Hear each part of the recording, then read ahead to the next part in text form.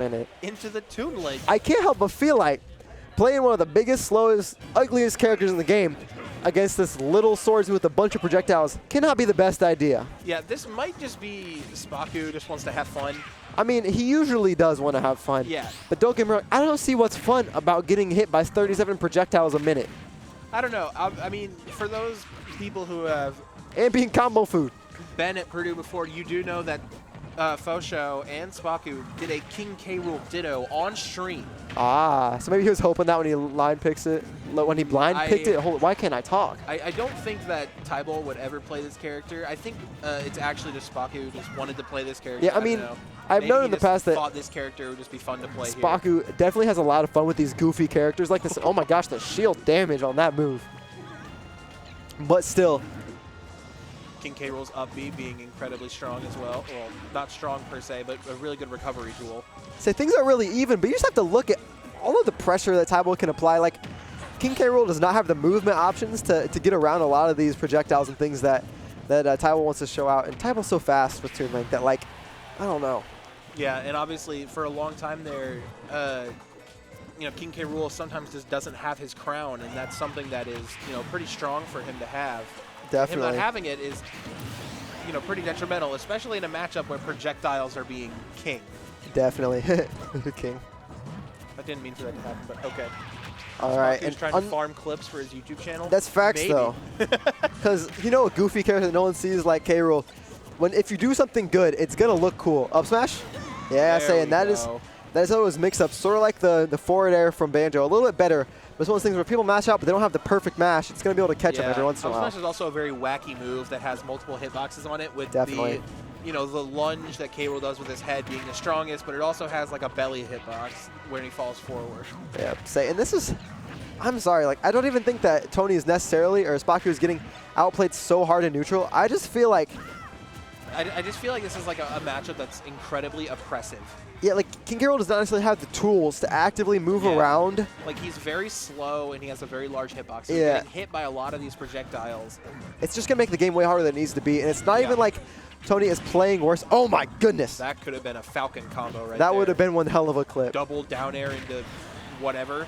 K. Rool back air is also pretty strong. Yep, and it's not like, right before he did that, I was gonna say, like, it's not like he can't win it. It's just when you hit someone like Toon Link in this matchup, you're really gonna have to make the most out of it. You're gonna have to get a read. You're gonna have to outplay your opponent in a significant way to be able to find these stocks consistently. There we go, just booping him out there. And now we find that Spaku has the stock lead. Yep, despite the way that neutral feels, the couple interactions that Spaku has won have been pretty aggressive and with a lot of percent tacked on, so it's one of those things that he's sort of following line right with what we were saying earlier. Using Nair to cover the ledge there. Oh, wow. Reading and now the jump and going for the forward air. Ooh. That could have been a down air, I feel like. Oh my, and Tybol not quite getting high enough, and Spaku all of a sudden taking that first with a 2-stock thanks to courtesy of Tybol's SD. This is wacky. You know when I said this bracket is wacky? And I feel like you can kind of see Tybol's face where he's just like, what just happened? Yeah, exactly. He's like, did I really just some do that? Some characters, they hit you and you're like, what? Yeah. They do that? And Tybol, a similar player as the show, where I feel like confidence plays a huge factor for him.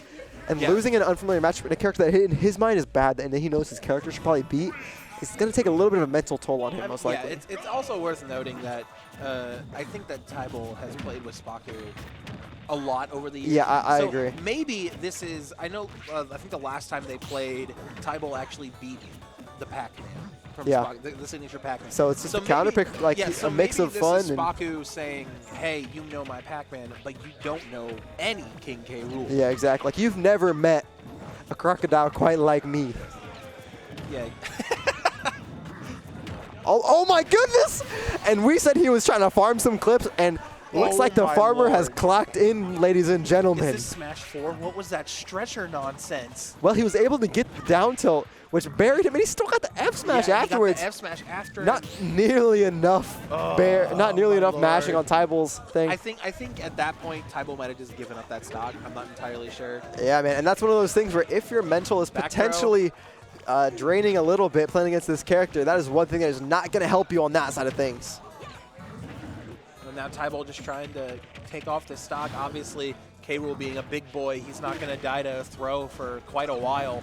Yep, saying, and that is one of the many benefits. We're talking about his big body being a negative earlier, but he's going to be able to withstand a lot of these projectile pokes and other things. Up B out of shield, finally taking it. Saying, I don't think that was the direction that Spaku or myself were expecting that No, I think that hero spin to send him. The up B will always send in the way that Toon Link was facing when he initiated it. Oh my goodness! And Spaku just goes real deep with that active nair and is able to take another stock real quick. And Tybol, while he isn't giving up yet, momentum is definitely on the side of Spaku. Momentum is something that really is a factor in this game, much more than Smash 4, I would think. Yep, definitely. Smash 4 is a very patient game, but this game is a lot faster paced. I feel like being trapped in the corner in this game can mean a lot more because of the potential edge guarding and even like what it means to be on ledge. Like everybody has kill options now, you know. So being stuck there means you are much closer to dying. And for Spaku, that means you're much closer to potentially killing Tybol while he's stuck in that corner. But Tybol able to find a conversion. To the up air, not going to take it quite yet. Maybe this will. And now we're at even percents and even stocks. Tybol managing to take that without taking a single hit of damage. Yep, saying earlier we were talking about potential maybe his mental state, you know, not being the best after losing some janky stocks and SDing to this character, but he is fighting his way right back in and tacking on all of this damage right away on the last stock. Some players, they do better in these clutch situations, you know. Sometimes they get this like iron will thing. Yep, they definitely. get forced into a corner, and this might be what's happening right now. Yep, Tybol might be hyper-focusing. On his potentially last stock of the tournament, if he can't find his way back in, he is going off. Using the crown to hit his own advantage, and now going, oh, that could have been a fair confirm if he had the courage to run out there.